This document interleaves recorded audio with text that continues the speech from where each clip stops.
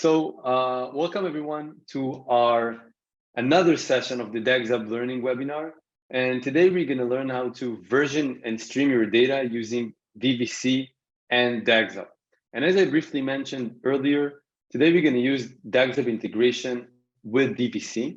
And we're going to have a hands-on session where you'll be able to follow along my footsteps into versioning your data using DVC, pushing it to a remote storage, and then stream it back for a training process to train a machine learning audio classifier that is able to classify between 10 different classes of audio. So if you want to follow along, you have here the link to sign up. Please click on it, sign up to DagsHub. It's completely free, and you'll be able to follow along my lead. So what are we going to do today? So in this session today, we'll learn DVC 101, as I like to call it. So what is DVC and how does it really work? So what's going on under the hood? Then we're going to move on to DVC 102, which is basically DVC's basic commands and usage. So how you can use it to version your data, push your data to a remote storage, configure it with a remote storage, and then pull that data, and eventually how to build reproducible data pipelines, which unlocks an incredible capability of building an end-to-end training pipeline that is fully reproducible. Then we're going to move on to the hands-on experience using DVC. We'll see how we can version our data and build a reproducible pipeline. And at the end of this session, you will stream and upload your DVC version data using DDA. So let's start with a quick introduction to what is DVC, or maybe better yet, a motivation to why do we even need DVC. So ML projects are heavily driven by research, and it can come off from various reasons. So we need to check our hyperparameters, or change our model architecture, or even use different data sets to train our model. And unlike software development projects, ML project has different components that are different in their core from one another. So we have our code file, we have our data files, we have our models, experiments, annotations, and many, many more. And this fact holds a great challenge that many ML engineers are facing, which is being able to reproduce your results. I think I want to increase it just a bit. Yeah. And reproducibility is a very, very big challenge, because think about it, we can run multiple experiments and we can never know which experiment is going to provide the results that we wanted to eventually use in production. And therefore, we need a way to reproduce our results. And for that, we need a way to version control all our project components, such as our code, our data, our models, everything. So being able to encapsulate all of our experiment and being able to reproduce it.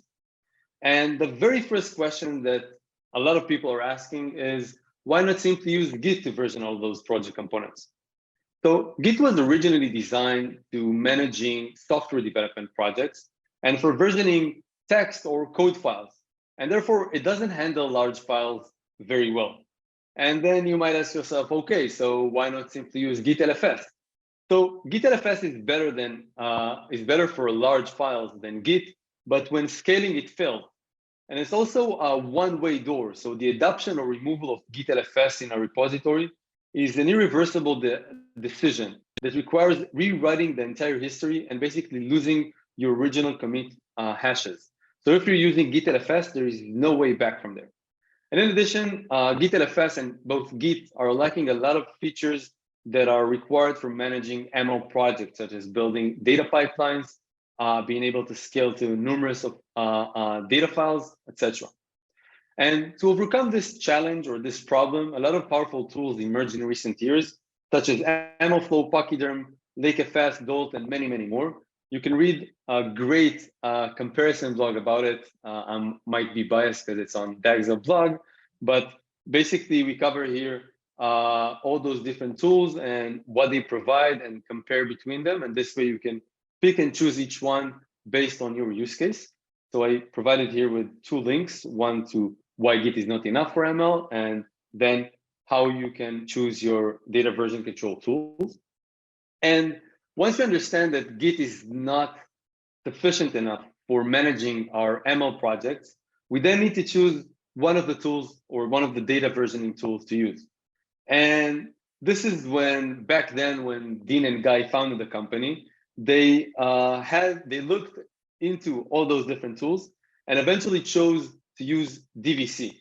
And they chose it based on various of reasons. I can read you the entire list that is mentioned here, but I would start by saying that all the tools that I just mentioned are great, really. Each one has different approach to solving this challenge and provide solution to different use cases. But when we researched for the data version control tool to integrate into DagsHub, the one that really stood out was DVC because it was designed based on Git. And we believe that Git is a great tool to manage parallel work and use to build software-based projects. So whenever we're using code, it also has standardized CI/CD processes, Git flows that are industry standard, etc. And that's why when using DVC with Git provides us additional superhuman abilities. It also manages and version all project components, reproduce results, shares large files, supports many cloud providers, and the list just goes on and on. And another additional thing is that it's completely open source. And for me, at least as a consumer of this tool, it is a great benefit because there is no vendor lock eventually. If in a month, 2 months, a year, a decade from now, I want to move from using DVC to other versioning tools, I can do it with a click of, or there's no vendor lock, or I'm not going to pay anything to do that transition. And it's also very well maintained with 250 fast response to issues, and it's backed by Iterative, which is a very successful MLOps company. So how does DVC and Git really works together? Because as I mentioned, DVC works as an extension to Git and provide the lacking capabilities for versioning large files. So for that, I will use a PowerPoint presentation. And if you're not joining to the session and you're watching this recording, so hi there back home, you have a link here to the short YouTube video where you can see what I'm presenting now with also a brief overview of DVC. So I'm gonna stop sharing my screen for a sec. I'm gonna move to the PowerPoint slides. And I'm gonna reshare my screen. So just let me know that you can see my screen. Chulo or Terrasis, can you see my screen? Yes, awesome, thank you. So how do we really use DVC and Git? So in our example, we have our local directory where we're going to host our project. We have our Git version files and our DVC version files. And we're going to start by adding data to our project. And we're going to call it the universe.txt. And this file holds all the information that we gathered throughout the history or the course of mankind.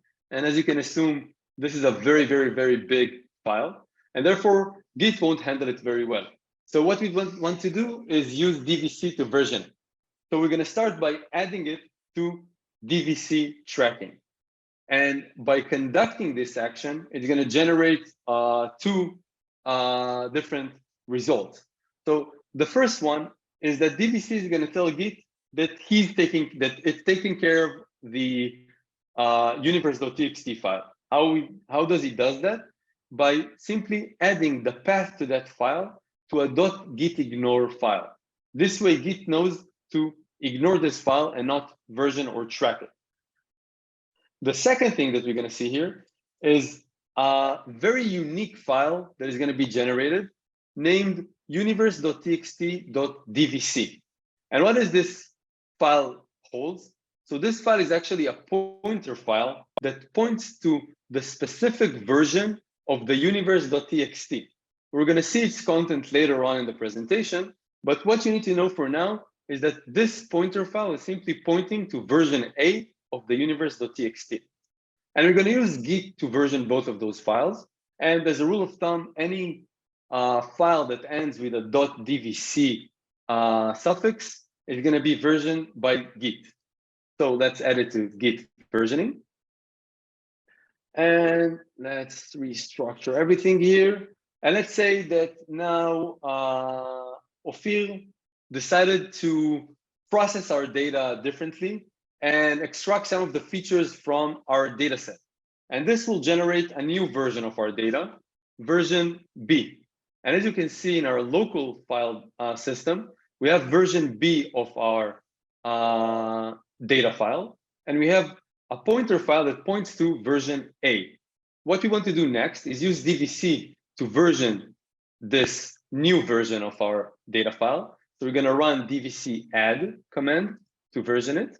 And by doing that, what DVC is going to do behind the scenes, it's going to first create a copy of the new data file. It's going to do it in a very smart way. We're going to see it shortly. It's not really a full copy, but just the difference. But it's going to create a copy of version B of the file and store it in a hidden cache directory. And it's also going to update the pointer file to point to version B of the data file. Next, what we want to do is version the new pointer file with Git. And let's repeat this process again. Let's say that we conducted some more actions on our data, generated new data set, or injected new data to our raw data. We're going to create a new version, version C. Then we're going to version it with DVC. It's going to create a new pointer file, and this pointer file is going to be versioned by Git. And this is all nice and all, but now this is where the magic happens.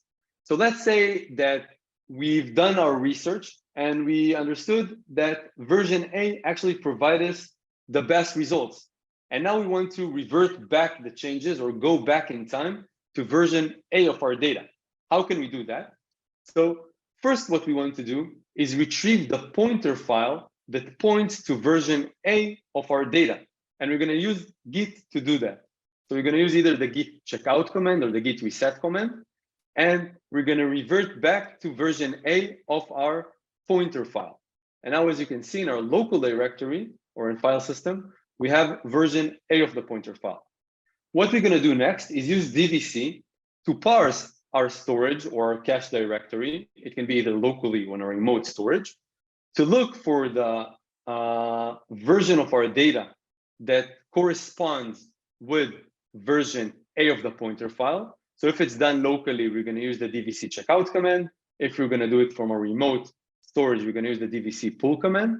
Then DVC is going to look for the version of our data that matches the pointer file, and it's going to retrieve it. It's going to find it first, amazing, and it's going to retrieve it back to our local system. So this is a very high level overview of the usage or how DVC interacts with Git. Before we're going to dive into how does it works in practice and what's going on under the hood, does anyone have any questions? I feel like it's a good time for questions. And for me to take another sip of water. So feel free to shoot your questions on the chat.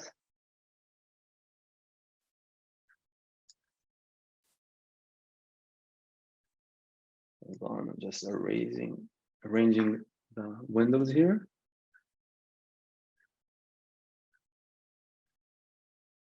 Okay, so we don't have any questions. So we can dive into DVC's internals to better understand what's going on under the hood and how it does DVC versions files. So when DVC version files, those files are actually stored in a hidden cache directory under a .dvc directory. So because it starts with a dot, it's going to be hidden. And what you see on your computer are actually links to the files that are stored in the DVC cache directory. So let's say if this is our pointer file and this is our model, both we can see from our directory in our local file system. This file is actually a ref link or a sim link, depends on your OS, to the real file that DVC is storing in the .dvc cache directory. And how does DVC access it or knows to which file in the cache directory to point us to? You got it right. It uses the pointer file that points to the relevant file in our local cache. So DVC does this very smartly, and there are two ways in which the data is cached, depending whether it's a single file or a directory. So you can use DVC to either version one file, so model.pickle, or a full directory that holds a lot of data sets. And how does it look for each of those use cases? So for a single file, DVC basically calculates the file hash, which is a 32 characteristic long string. Usually it uses MD5 hashes that uses, basically it's hashing the name of the file and create a new hash, which is going to be the name of the file in the hidden cache directory. And the first two characters are used to name the directory inside the cache, and the rest becomes the file name inside that cache directory.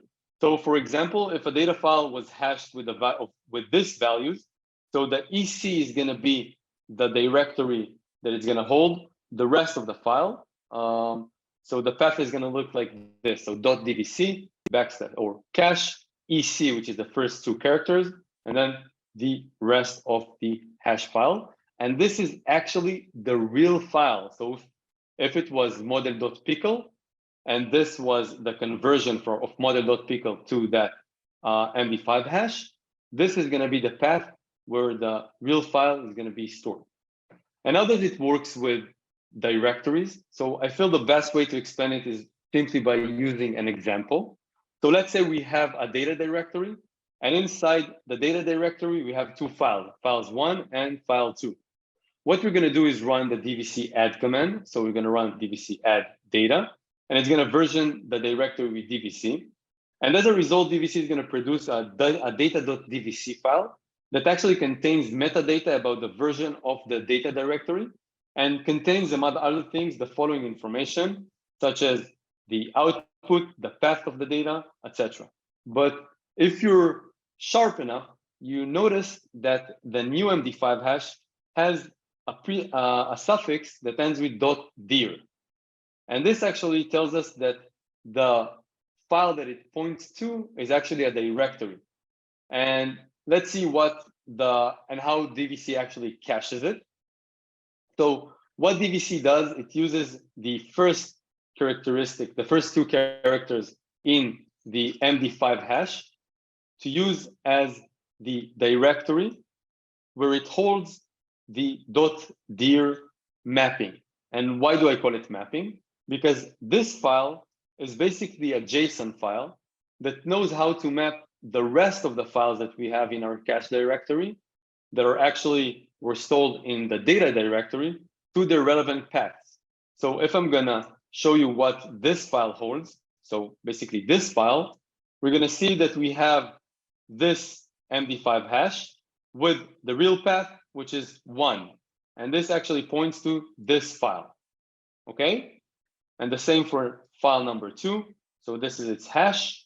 You can see it here. So 26 is the first two characters that are used as the directory. The rest of the hash is used as the name of the file.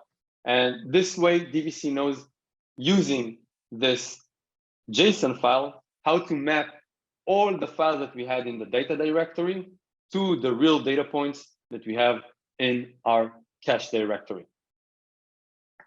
Any questions so far? Because by that point, we basically covered some of DVC's major internal information. And I would say this would be the most complicated part to understand about using DVC. So I do want to take a short minute or two or even more to see if there's any questions about the hashing and the way that DVC map the files in the cache directory to our local file system.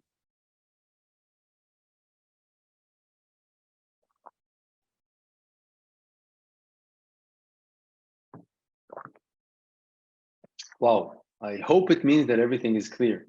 So this is awesome. You're a good audience, so I'm happy. So moving on to the next part, which is versioning data pipeline. So versioning large data files and directories for machine learning is really great, but it's not really enough. And we need to also know how the data was filtered, transformed, or used to train our ML models. And this is where DVC introduces the mechanism to capture our data pipelines.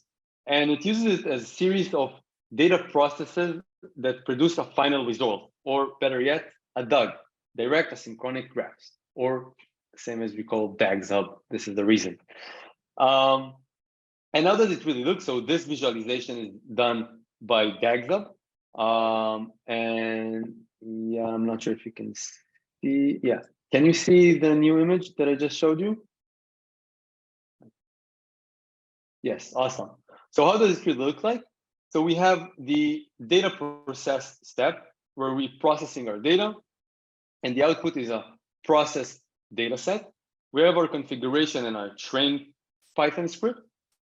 All these are dependencies actually to the training or the training step. So we're using them as dependencies to running the training process. And once we run the training process, it outputs a trained model, parameters.yaml, and metric.csv, which are basically the way that we're logging the experiment. So this is a very sophisticated mechanism to track all the different processes that we are doing during our machine learning project. And this can have multiple steps. So not just training, also processing our data, training different types of models, so having different training steps for the same process data or for different versions of our process data. So this can become much more complex than this simplified training script. And how can we really build those training pipelines? So we can do it by using the DVC stage add or DVC run commands. Those are two kind of different commands, same commands. The stage add command will not run the pipeline. And if you're going to use the DVC run command, when we're going to generate this pipeline, it's also going to run the new step. And how can we do it? Or once we're going to run this step, DVC is going to generate two unique files. So the first one is the dvc.yaml file. And this is a unique file that basically holds all the different steps of the pipeline. So we can see all the stages here. So we have stage training, and this is the train that we see here. It holds the command that needs to be run. So in this case, we're going to run the training.py script. It has three dependencies. So the data process, the configuration, and the training.py. So this is actually a data set versioned by DVC. And those two are Python scripts that are not versioned by DVC. They're actually versioned by Git. And now you probably ask yourself, but wait, why does DVC needs to hold information about files that are not being versioned by it? So this is where the sophisticated mechanism of DVC comes into play. So think that you have a very long process for processing your data, and then a very long process of training your data. So one of our customers is actually has a processing step that takes them 1 week, so a full week to process the data, and then another full week to train the model. So in this case, if nothing in the dependencies of the processing step wasn't modified, there is no real reason to actually run it. And this is why DVC also versions or keep track of all the different dependencies of the step. And this way it knows if this step needs to be run or not. So in this case, if none of those files were modified, including Python scripts that are being versioned by Git, DVC will simply not run this step when we try to reproduce the entire pipeline. And we can see that we have two outputs here. So the params.yaml and the metrics.csv. Both were mentioning that using the cache flag that we don't want DVC to version it. And once we're going to run this pipeline, DVC is going to generate the .dvc, the dvc.log file. And this file is basically holds the information and versions of all the files that we have in our pipeline, versioned by DVC or not. And how does it look here? So we can see that the schema is the same, but it also adds an MD5 hash to each file. So including the data files that are being tracked by DVC with their size, the number of files, etc., but also the Python scripts that are being versioned by Git. And this is how DVC knows if the files were modified or not, and if the step needs to be rerun or not. So far, so good. This is a high-level overview of DVC pipelines. If you give me a thumbs up, I will know that we're all good, and I'll keep going. Just give me some thumbs up. Oh, this is amazing. Yeah, I see a lot of thumbs up. But if you have questions, it's also good. So please feel free to reach out on the chat while I'm going to drink some coffee now, not water.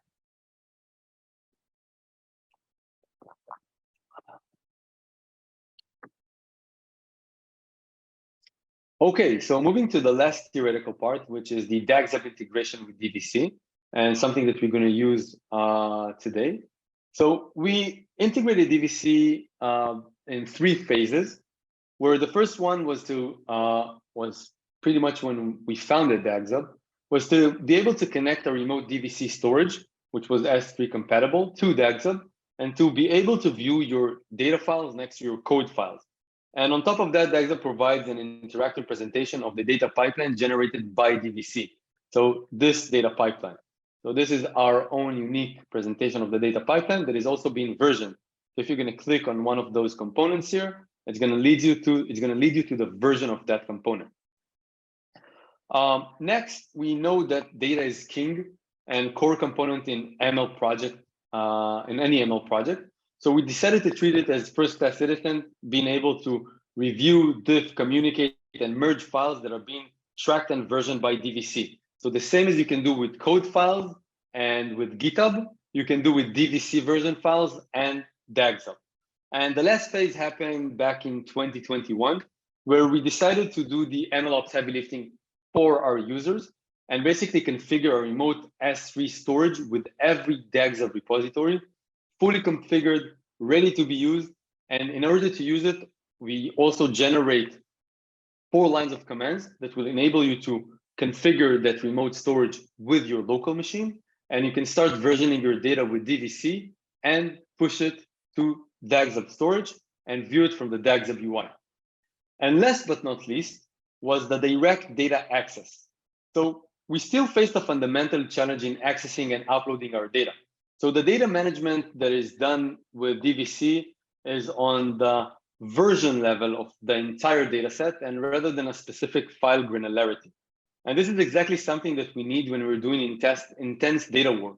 So we don't want to access our entire data set. So let's say we have 1 million images. We probably want to use a subset of it in order to train our model for a specific use case. And this is very common in the industry. So for that, we created the direct data access that enables to stream data in batches and also stream subsets of your data. So if you have 1 million images and you only need 100,000 images, you can use DDA to stream only that subset of the data. And on top of it, we enable you to also version and push your data to DagsHub without the need to download the entire data set to your local machine. Why is that? Maybe I need to give you a bit of an explanation before we explain why. Before we explain the feature, is if you want to append, let's say you have a directory with 1 million images, and you want to append one file to or one new image to that data directory, what you're going to have to do is download the entire data set to your local machine, add that one file, recalculate the new hash using DVC of the data directory, and then push it to your remote storage. And what we're doing here is basically using DagsHub backend capabilities, and we enable you to push or upload new files to existing directories that are being versioned by DVC. And behind the scenes, we're calculating the new hashes of the data directory and committing the new pointer file to Git. And how does it really work under the hood? So the data DDA uses Python hooks that automatically detects calls to Python built-in file operations. So let's say that you're trying to open a file that is being versioned by DVC. It automatically sends an HTTP request, downloads the file from DagsHub to your local file system, and have it accessible on your system. And I think the best equivalent to describe it is using lazy loading on your, I would say, album on your iPhone or Android. So you can back up your images on the cloud. It's going to be stored on your cloud. You'll be able to see them blurry on your phone. And whenever you're going to try to access one of those images, it will download the image from your cloud to your phone, and then you'll be able to open and view the image. So you can expect the same behavior with DDA. So that's it for the theoretical part. And in this part, we're going to move on to the hands-on experience. So we're good on time. And in this part, we're going to learn how to configure DagsHub storage with your local machine, how to use DVC to version large files and push them to DagsHub, build a reproducible data pipeline, view, compare, communicate over DVC version files, and use DDA to close the loop in order to stream and upload your DVC versioned files. So 2 things before I'm going to start the session. If you want to follow along, and once again, I welcome you to follow along. I'm sending the link to the notebook in the chat. Please sign up to DagsHub. It's going to take you 10 seconds. You can also use GitHub, which is going to make the process very fast, and then you'll be able to follow along my footsteps. While you do that, I will add a disclaimer that this is a live demo, and everything and probably everything will go wrong during this live demo and live coding. So please bear with me, and also send your prayers to the demo god that everything is going to go smoothly, and we're going to finish it up with 0 bugs or error messages. So with that, what we're going to do is train, in this project, we're going to train and implement a neural network model to recognize urban sounds events from 10 categories. We're going to use the Python Librarius library to extract numerical features from the audio clip, and then use those features to train a neural network model. Because this is a live demo and we don't want to use the entire data set because it's going to take forever, we reduced the data. We use a thin version of the Urban Sound 8K dataset, which originally holds a roughly 9,000 label sound examples from 10 different classes. If you want to view the full dataset, you can go visit this dataset on DagsHub. So click on this link and you'll be able to see it there. So yeah, it's going to connect to the runtime now. And we're going to use this configuration or the IPython displays in order to view the data on DagsHub. Next step. So yeah, so this is the data set on DagsHub. If I'm going to click on the audio data, click on the audio. And as I mentioned, we're treating data as first-class citizen. So on DagsHub, you're able to view the data. So in this case, audio files, you're able to view the audio wave, the spectrogram, some metadata about the file, and also able to play it. So in the background, I hear dog barking, very, very loud. So I stopped it, but you can also check it out. It's pretty cool. We have similar features for images, CSV files, etc. So let's start by configuring DagsHub. So we're going to use our username and the email that we use to sign up to DagsHub, and we're going to take the new project because we're going to want to generate a new project. And I'm going to change it to demo number 10. So it's going to be a round number. And those are our consts. So the repo name that we want to use and the repo owner. Then we're going to generate or request our DagsHub token. It's going to be used later on to configure our DVC remote storage. So I'm going to enter my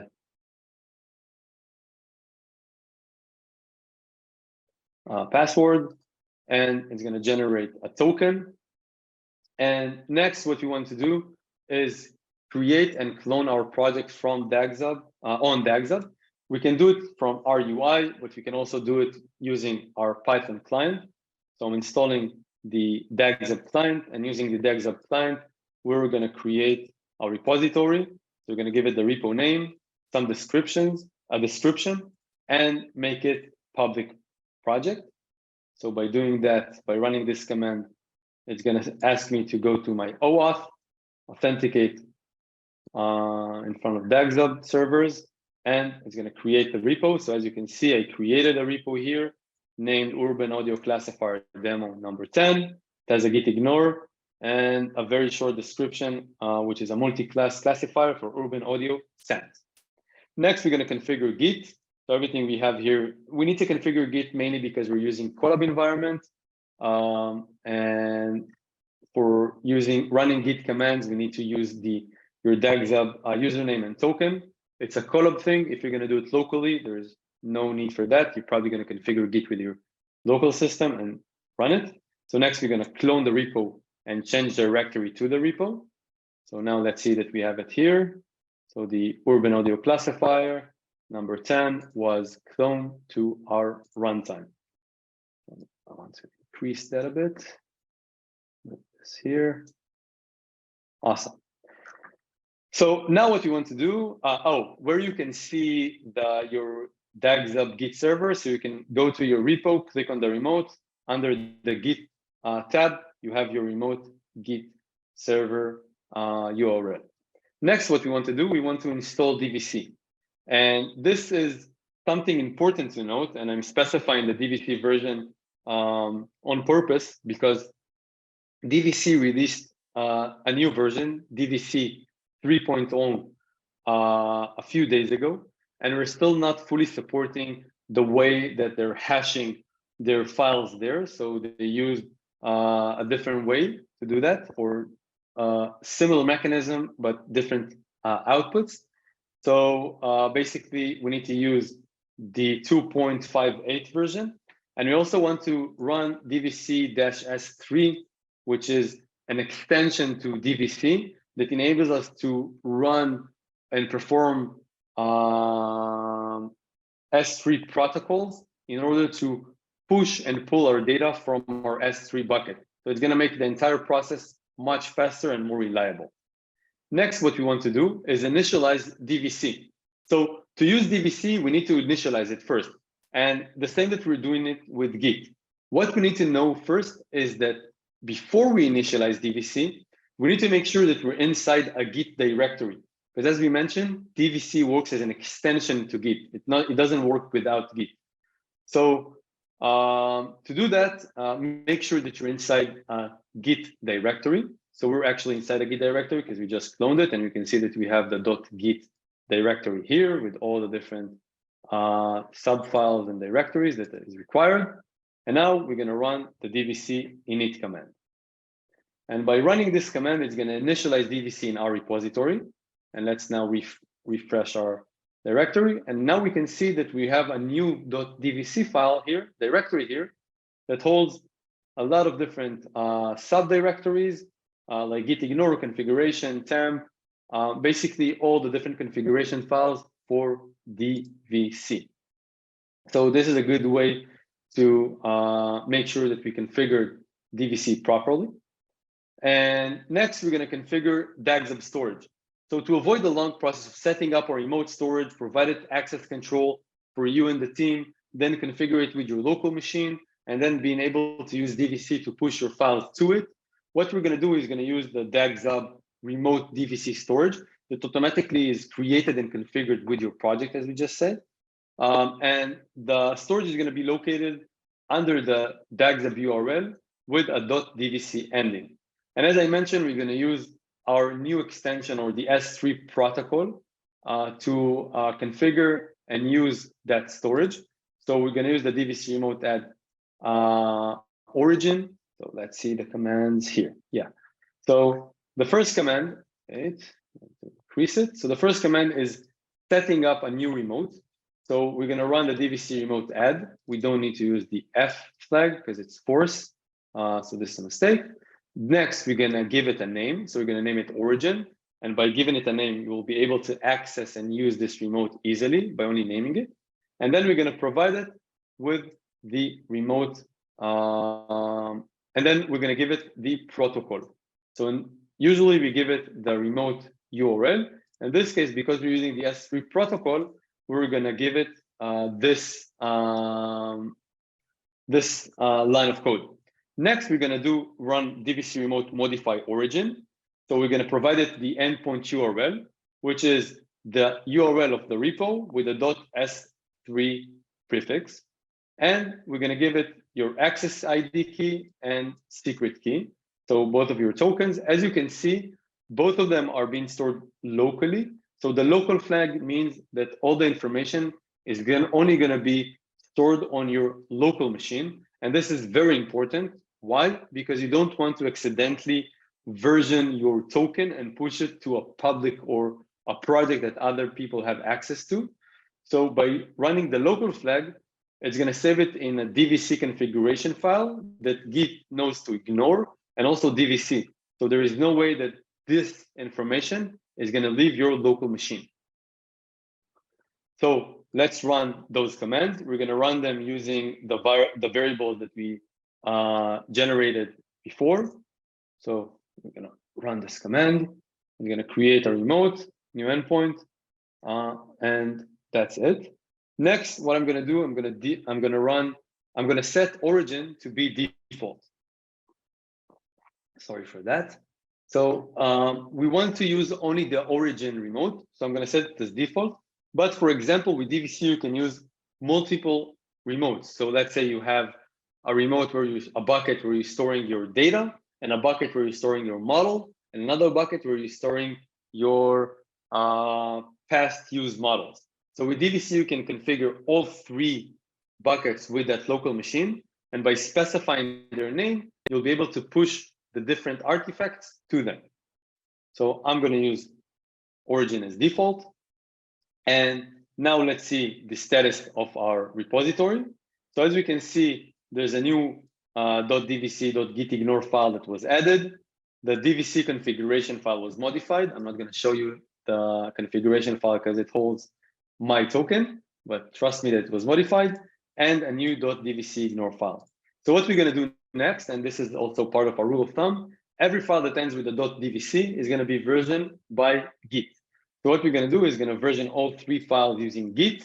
We're going to commit the changes and then push it to DagsHub. So let's run those commands and see how it looks on DagsHub. So we can see that the .dvc directory was created. Let's see what it holds inside. So we have the config file, and the config file is actually only going to store the public information. Oh my God. It's going to only store the public information without my token. And this is because we use the local flag. So next, we want to start versioning our code and data. So we're going to use the DVC get command to download some files or source code, our data. And so the first one is the requirement.txt. The second one is our source code. And the last one is our audio data, which is actually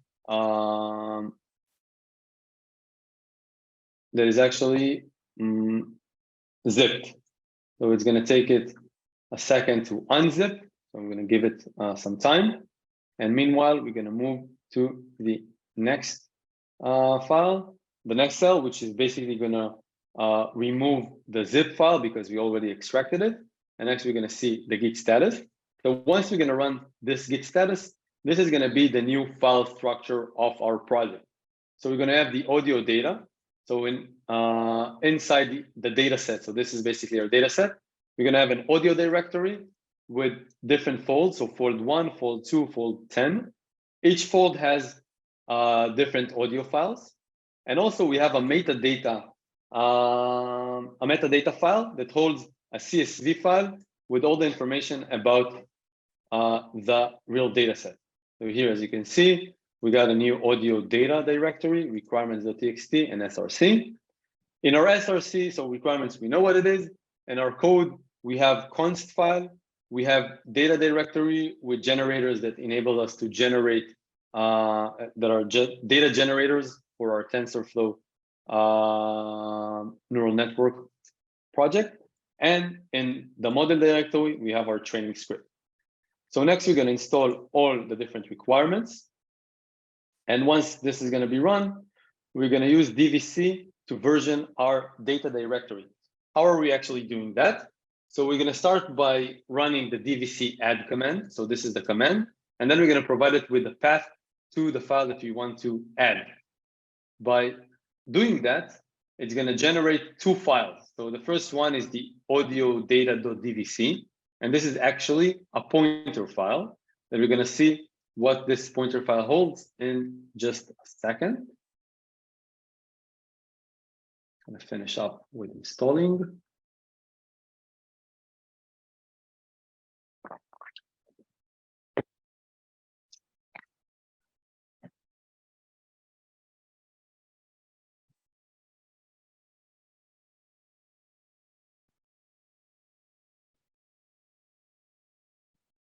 Any questions meanwhile?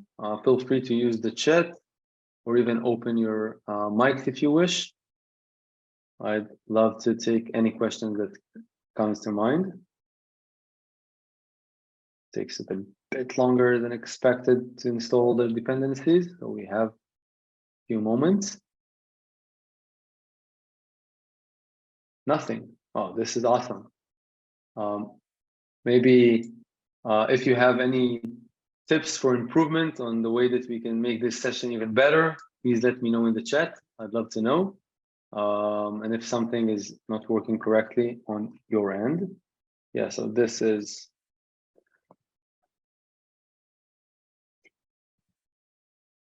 something that happens with DVC, that the solution, you didn't pray hard enough to the demo god that nothing is going to happen. So we're going to reinstall DVC because this is something that happens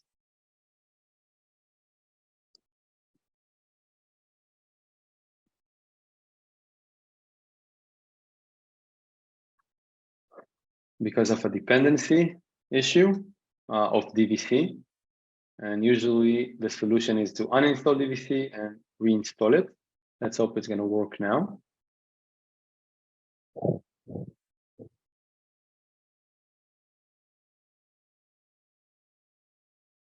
Yeah, awesome. So now DVC is basically versioning the data file, so the data directory. And you can see a lot of prints here. They're not very nice because we're using Colab runtime. If you're going to use it from your CLI, it's going to be easier. And also DVC is kind enough to tell us what files are need to be tracked now with Git because they're modified. So we have the audio data.dvc and the git ignore file. It also provides us with an ability to set in the configuration auto staging, which basically would run those commands automatically whenever you're versioning files with Git. So now let's run this command. So we're going to see what the pointer file holds. So the audio data.dvc file has the MD5 hash. As we can see, it's a directory. And this is the size of the directory, the number of files it holds. As I mentioned, we're using the thin version of the data set. So instead of 9,000 images or audio files, we're using only 900. And this is the path to the file. And now let's take this. And as you can see, I created this hashing prior because I knew how DVC is hashing this directory because the hashing mechanism is similar. And let's see what it holds. So this file holds the mapping to all the sub files that we have in the audio data directory. So you can see the path here. It's audio fold 1 and then the name of the file .wav. And now let's do a git diff on the git ignore file to see what was modified. And as we can see, DVC added the audio data directory to the git ignore file, so it won't track it. And now what we want to do is push our data to DagsHub. So we're going to run the DVC push command, which basically going to push the data to DagsHub. I could have removed this part of the command because we set origin to be default. But what we're actually doing here is running DVC push, then using the R flag, which defines the remote that we want to use, and then the name of the remote.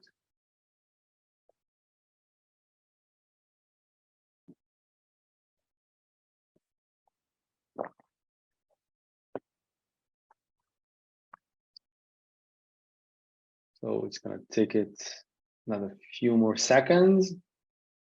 And then we're going to later on, oh no, I want you to see it. So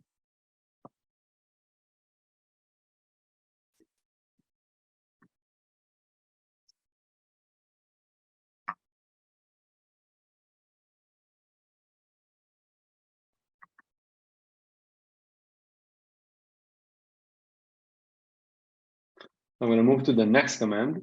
So basically what you want to do next is use git to version the pointer file and the git ignore file. So we're going to run git add command on those two files. We're going to commit them and we're going to push them to DagsHub. We're going to do it just in one more sec before until this process is going to finish.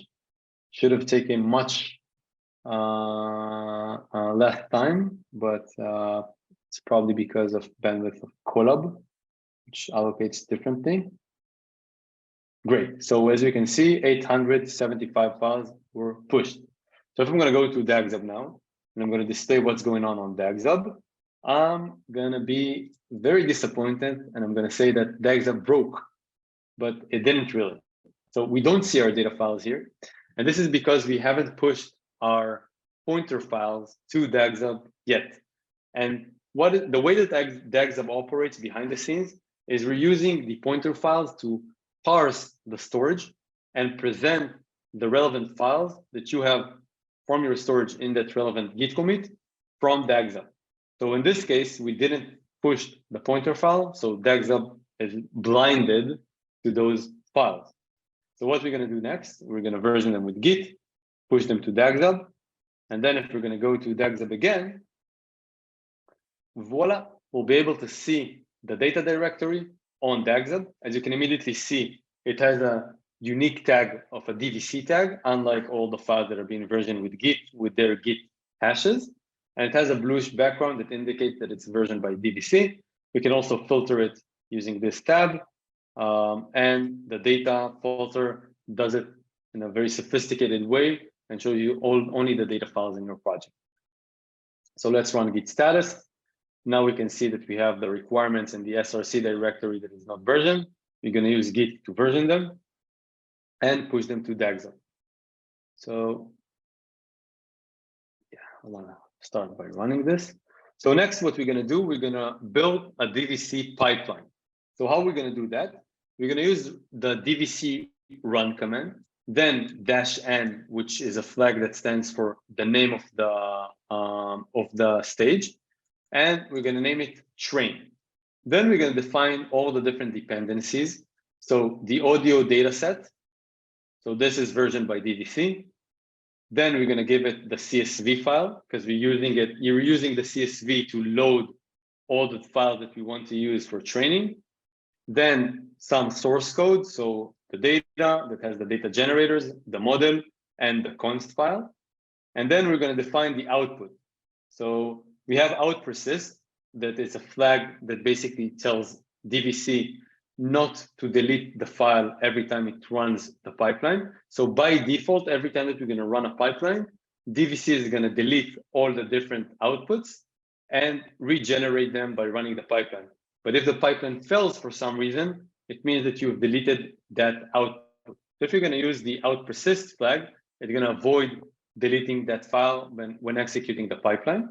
And next, we're going to have an output of parameters. The big O stands for DVC to know not to version it. So the model files is going to be versioned by DVC. The parameters and metrics is not, because we're using big O and big M. And last, we're going to provide it with the command that we wanted to run. So in this case, we wanted to run the model.train Python script. So it's basically the script that this directory holds.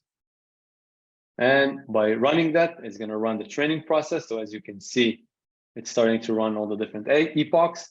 So 150 epochs. And it's going to finish up in just a sec.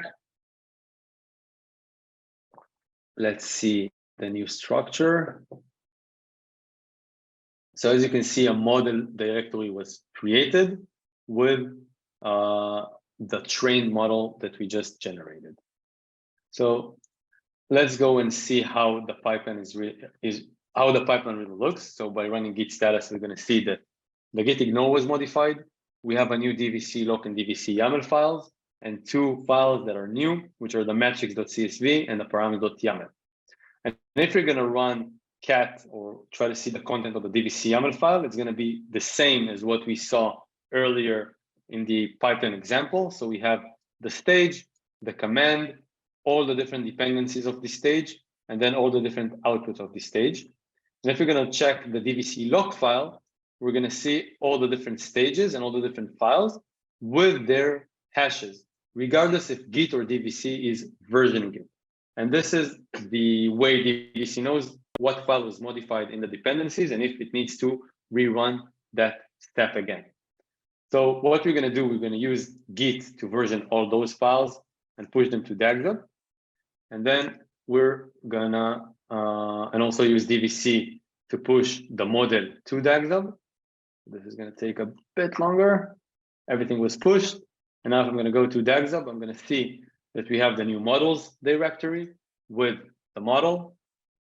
And if I'm going to scroll down a bit, I'm going to see this amazing, beautiful looking pipeline that we just created with the data set, the dependencies to the train step, and all the output of the train step.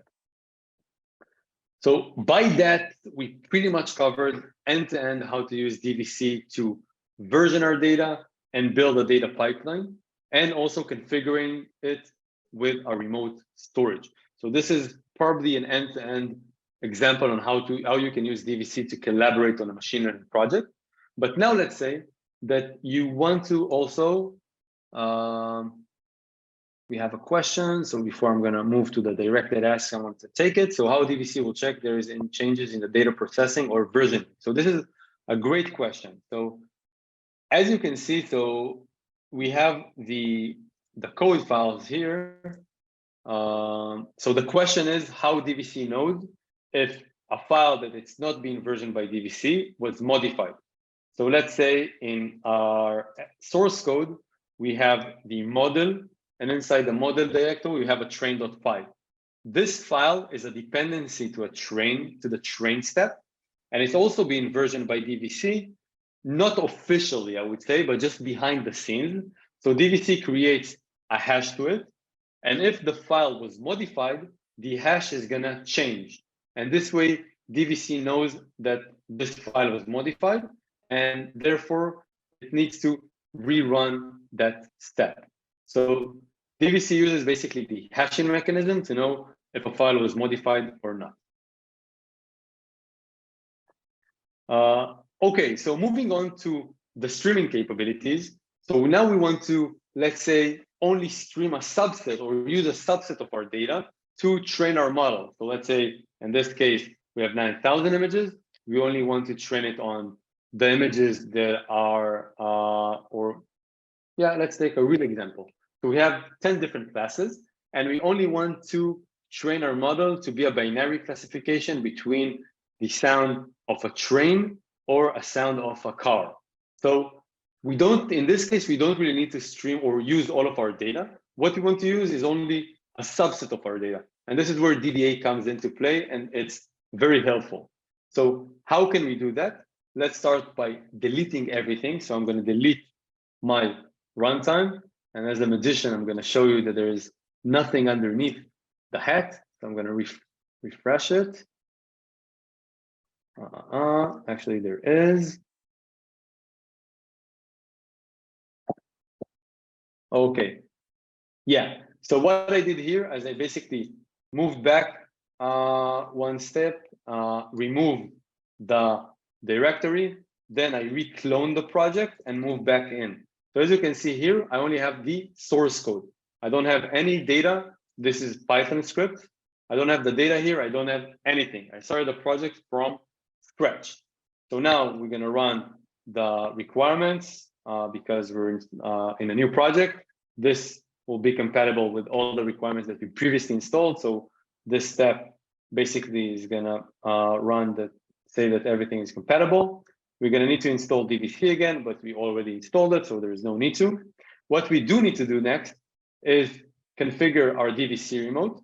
So for creating a new origin, it's going to scream at us, telling us that this is already exists because it's part of the configuration. Yeah, so we need to do this again.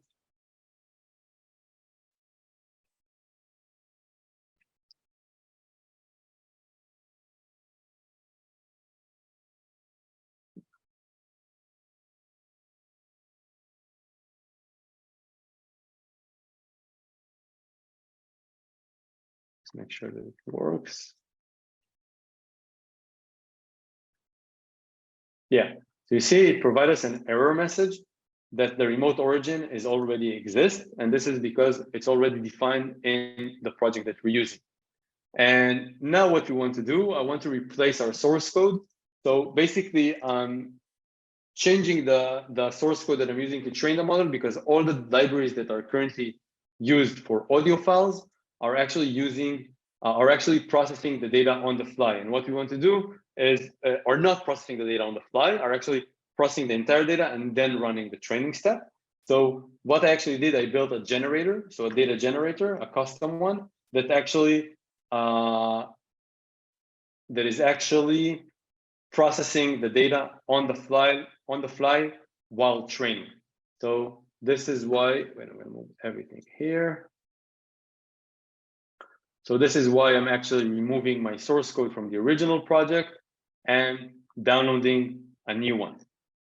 And next, we want to pip install DagsHub. And what we need to do to use DDA is start by logging to DagsHub. So we can use one of those two commands. So let's log into DagsHub. It's going to run the OAuth. So because we already run the OAuth in front of DagsHub, the token is already logged on this machine. And now what we want to do is simply add those two commands in order to use the streaming functionalities that DagsHub provide. Where I'm going to use it, I'm going to use it in the train script.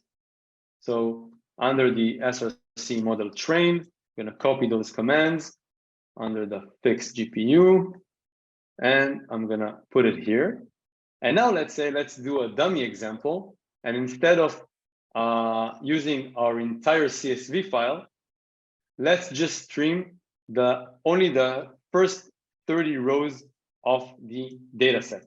So instead of using our entire CSV file that holds all the data that we have, we're only going to use 30 rows. And this is going to be a dummy example of a proof of concept to show you how it works or that it works.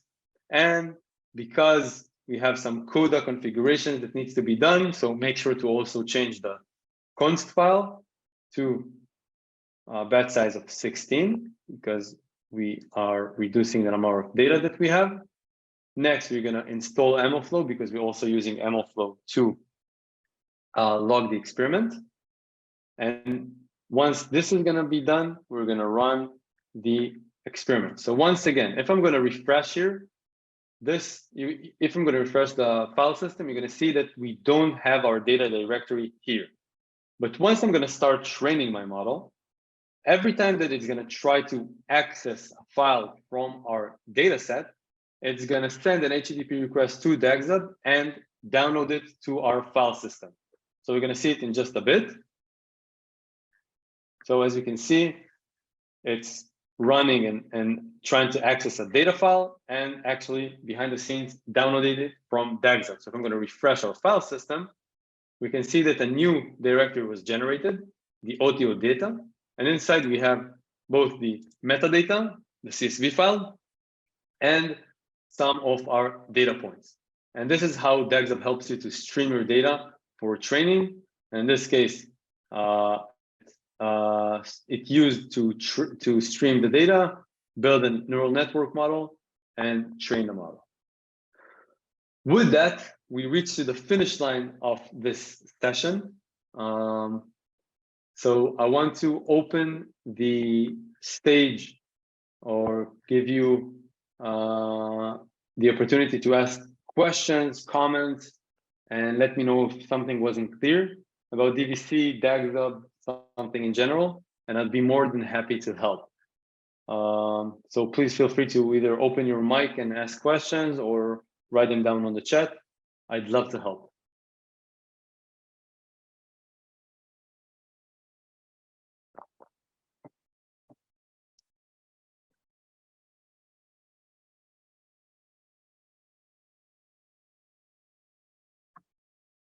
Okay, so we have no question, which is fairly amazing. So with that, I want to thank you all for joining today. We're going to upload the recording to our YouTube channel in about 3 to 4 days with a link to the Colab notebook that I just used.